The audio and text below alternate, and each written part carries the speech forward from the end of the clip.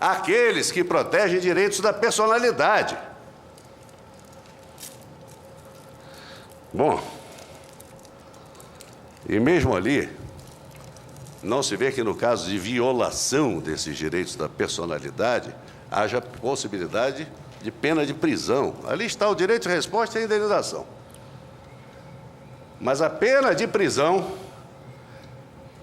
não é permitida pela Constituição. O castigo físico não é permitido pela Constituição para punir aqueles que violam direitos da personalidade, a Constituição, e ela mesma diz, e não remete à regulamentação, não delega ao poder derivado nada. Ela diz, aplica-se sim indenização e direito de resposta. E a Lei 5250 trazia uma tarifação que já foi eliminada, e muito bem eliminada, pelo ministro César Peluso, que faz referência a essa ausência de reserva legal restritiva, o que seria uma reserva legal restritiva, a permitir que uma lei reduzisse esse direito do cidadão à indenização, e a Constituição não diz nada disso. Bom, mas se não existe a possibilidade de crime, o que existe, afinal de contas? O que fica, afinal de contas?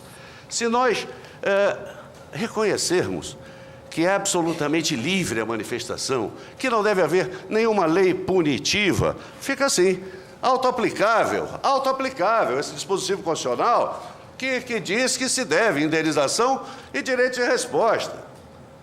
E quem já escreveu sobre isso, com apoio de Vossa Excelência, foi o voto condutor em recurso extraordinário, que se transformou na súmula 13, está aqui o ministro Lewandowski, ao examinar a eficácia do artigo 37 e dizer que prescinde de lei, é claro, é a norma constitucional, e essa norma constitucional está aí a dizer que não há lei penal. Não cria essa reserva, para qualquer apenação.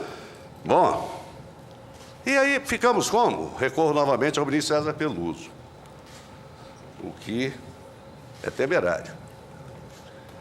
Mas, no recurso extraordinário 447.584, RJ, o ministro Peluso, com muita propriedade novamente, diz que essa liberdade de informação, de manifestação do pensamento, da informação jornalística, as aspas, e só a partir daí as aspas, não abrange poder jurídico de violentar a honra, a boa fama e a intimidade das pessoas. Bom, mas é claro, tudo isso nós defendemos.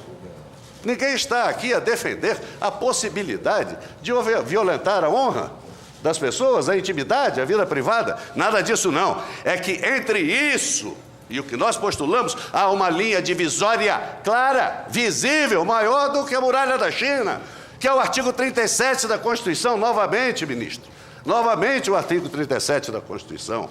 O que interessa ao povo, em verdade, é saber que a administração pública prima por aqueles princípios do artigo 37, ministra Carmen Lúcia.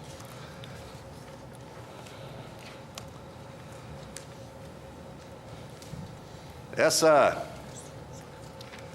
linha intransponível é que delineia uma relação de absoluta pertinência do artigo 37 com o direito do povo à informação, com o direito do povo à crítica, à manifestação do pensamento. No recurso extraordinário 487.393, RJ, na petição 3486-DF, e ao votar na liminar dessa DPF, o ministro Celso de Mello discorre, aí seria um pouco longo, aspas, o exercício concreto pelos profissionais da liberdade, pelos profissionais da imprensa, da liberdade de expressão, cujo fundamento reside no próprio texto da Constituição da República, assegura ao jornalista o direito de expender crítica, ainda que desfavorável e em tom contundente contra quaisquer pessoas ou autoridades, Ninguém ignora que, no contexto de uma sociedade fundada em bases democráticas, mostra-se intolerável a repressão penal ao pensamento, ainda mais quando a crítica, por mais dura que seja, revele-se inspirada pelo interesse público. É isso.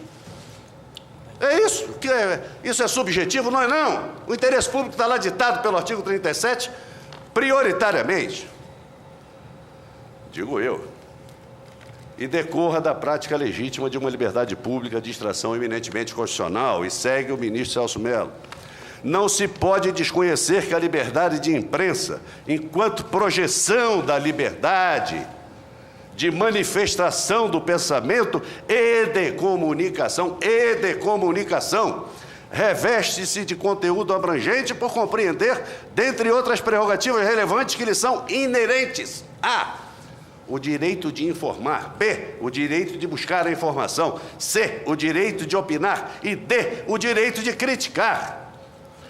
Ainda o ministro Celso Mello: a crítica jornalista, desse modo, traduz direito impregnado de qualificação constitucional plenamente oponível aos que exercem qualquer parcela de autoridade no âmbito do Estado. Senhor relator, há uma relação de pertinência entre o artigo 37 e esse sistema que dá ao povo o direito de comunicação. Desculpe interromper a leitura que fazia do ministro Celso Mello. Pois o interesse social fundado na necessidade de preservação dos limites ético-jurídicos que devem pautar a prática da função pública sobrepõe-se a eventuais suscetibilidades que possam revelar os detentores do poder. E os detentores do poder, digo eu. Pediria que você encerrasse. Desculpe, presidente. Pediria que encerrasse. Nosso tempo já? Eu lhe peço. Eu já vi o ministro Brossard aqui nessa tribuna dizer que ele fala muito devagar e pedir a compreensão de Vossa Excelência. É o meu caso. Vossa Excelência não fala tão devagar. Se Vossa Excelência me conceder mais 3 minutos, pelo menos. Para a conclusão, obrigado, por favor. Para a conclusão. Então, eu digo, os detentores do poder, ministro Celso Mello, são, porque eu aqui estou como advogado, são aqueles que voluntariamente disputam eleições. E como eu saboreava essa palavra quando o ministro Joaquim Barbosa a pronunciava ao receber a denúncia do mensalão, e ao dizer: eles voluntariamente fizeram isso e fizeram aquilo. Voluntariamente, essa é a questão. Voluntariamente disputaram eleições.